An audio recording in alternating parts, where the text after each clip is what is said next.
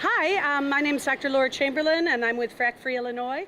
And we are here for a press conference with anti-fractivists from across the state to tell the Joint Committee on Administrative Rules that they need to prioritize the people and the planet over the profits of the oil and natural gas industry. We are going to have three speakers today. Myself, Dr. Laura Chamberlain, I'm an organizer for Frack Free Illinois.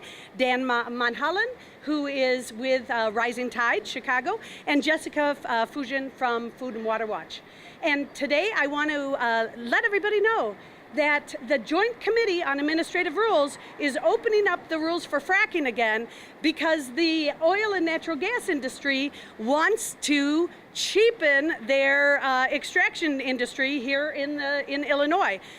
In every state in the union, and every single time, the oil and natural gas corporations say that they cannot afford regulations. This has happened state after state after state. Yes, they can. And I want to remind the press that the Deepwater Horizon blowout and catastrophe was over cutting corners. So the oil and gas industry says this all the time, and we are not buying it. We had 38,000 public comments into the IDNR, the Illinois Department of Natural Resources, and we do not want them to be thrown out for the profits of the oil and natural gas industry. So our other speakers will talk about this also, but I want to tell the press what Frack Free Illinois is asking for. We are asking for modifications or prohibit several different rules in this set of rules because they're not strong enough. They're not protective enough. And fracking is an extremely dangerous industrialized extraction process. And we don't think the rules are tight enough for air pollution, for radiation, for radioactivity. There's a lot of radioactivity is brought up with the shale debris and the wastewater. And we also don't think they're tight enough for the seismic issue. The seismic issue is really huge. In Oklahoma, they've had 2,500 earthquakes induced by fracking in the last 2 years. That's almost 3 to 10 a day. They're rocking and rolling, their foundations are cracking, their walls are cracking, and the children are being terrorized because they never know when the next big one is. And they're going directly to, I've got to show you a piece of paper. The frackers are going directly to the most active earthquake zones east of the Rockies, the Wabash Valley and the New Madrid. That is where they're headed. And we are not happy about this at all. We want a moratorium on fracking in the active earthquake zones. This has happened in many countries. This issue has been brought up country after country, and 18 countries have banned fracking. This is one of the issues. So we don't think that's a smart idea. We are very capable of having a 7 or an 8 here in Illinois. The USGS is warning Southern Illinois that they're on track for another big one. Why should we rush it? So I really encourage you to do your research. I have a packet full of information for the press. And so we don't like the rules for air emissions, radioactivity, the seismicity issue, the fines. We think the frackers, $500 fines for the fracking industry is just ridiculous. We need fines that bite to ensure enforcement. And the last issue that we are really concerned about is chemical disclosure. And this goes out to the doctors, the ER personnel, and the first responders in Illinois. They want you in the middle of the night to call the frackers, and the frackers get 2 hours to get back to you on what kind of dangerous chemicals you're going to encounter on the frack site.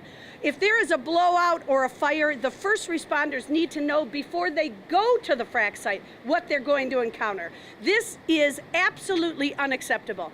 And it also, the doctors are going to have to sign non-disclosure agreements. If they get the full disclosure of the chemicals, they're going to have to say that they will not release them. This is against medical ethics. It's against the history of sharing information in the medical community. It works against the public health.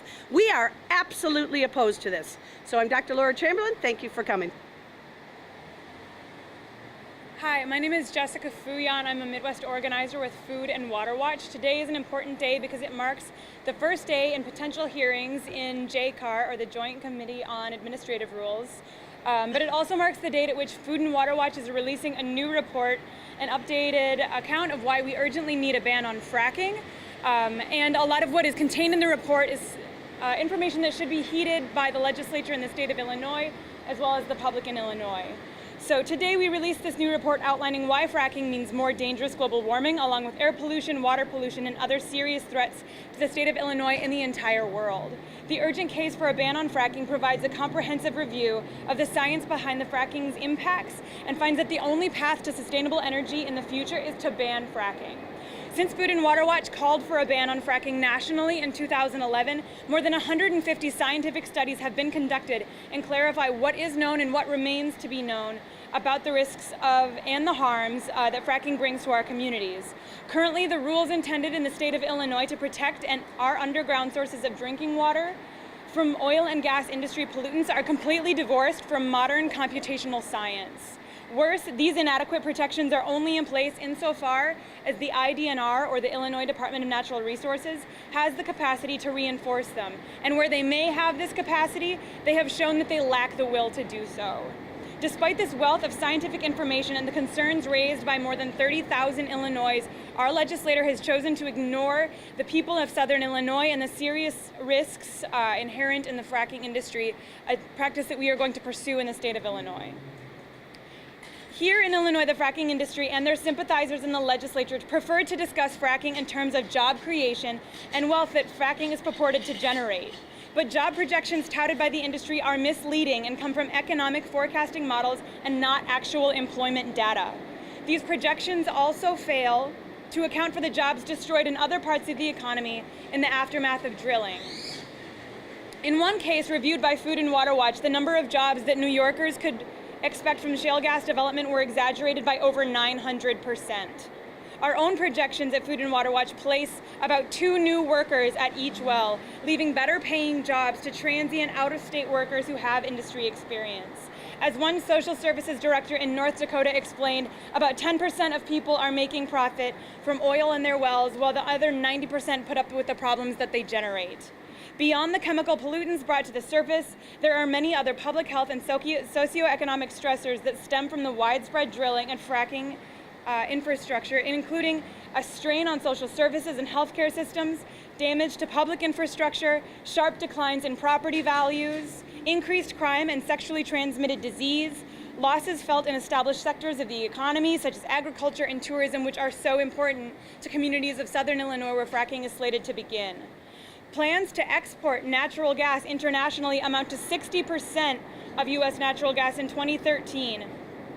The tens of billions of dollars that would be sunk on infrastructure to support these exports would lock us into a future of more widespread fracking, air pollution, water pollution, climate pollution, and more health impacts. Plans to expand natural gas use by power plants will likewise mean more fracking, and all the while, the oil and gas industry pads its profits with over $4 billion a year in taxpayer-funded subsidies. The report that we issued today explains that the massive amounts of methane that are leaked during fracking are more effective at trapping heat than carbon dioxide, 87 times more heat over a 20-year period, according to the International Panel on Climate Change. This discredits the rationale used by the Obama administration and proponents of fracking for natural gas, that it will do less to climate change due to its potential to offset carbon emissions. This is a false promise. This is a bridge fuel that leads to nowhere. At Food and Water Watch, we renew our call for a federal ban on fracking because fracking cannot be made safe. Here in Illinois, we must recognize that the rules that are debated by JCAR fall short of preventing any of the aforementioned disasters and must be rejected.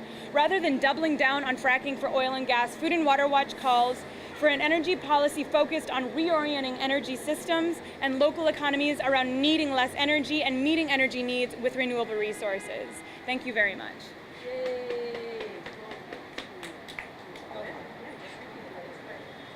Okay. Hi, I'm Dan Munholland representing Rising Tide Chicago. Rising Tide believes that fracking in Illinois unnecessarily puts corporate profits over citizen well-being. A study at Yale released less than a week ago, published in the Environmental Health Perspectives, a journal of the National Institute of Health, examined residents of Southwest Pennsylvania with active fracking sites in the survey area. Researchers found significantly more frequent skin and upper respiratory symptoms in households nearer the fracking sites than households further away, even after adjusting for gender, age, smoking habits, and other factors. The authors stated that not enough is yet known about the health consequences of natural gas extraction and that further study is needed. The state of Illinois should not be gambling with the health of its residents in such a reckless way. The revised draft rules are insufficient for preventing disaster and providing for accountability after the fact. The rules call for a first-time fine of only $500, and further they allow hydraulic fracturing in the Wabash Valley and New Madrid seismic zones, fault line areas with frequent earthquakes. Global warming potential is a relative measurement of heat trapped in a gas of question compared to the heat trapped by the same mass of carbon dioxide. The global warming potential of methane is 87 over 20 years. The methane released by fracking sites is 87 times more dangerous than a similar amount of carbon dioxide in terms of global warming. We have already reached 400 parts per million of carbon in our atmosphere. We are approaching thresholds of irreparable damage to our climate and our way of life here on planet Earth. No amount of natural gas extraction is safe or necessary. We don't need loose regulations of fracking. We need a total ban. Thank you. Yay. How about some chants, you guys? Drought, earthquake, pollution.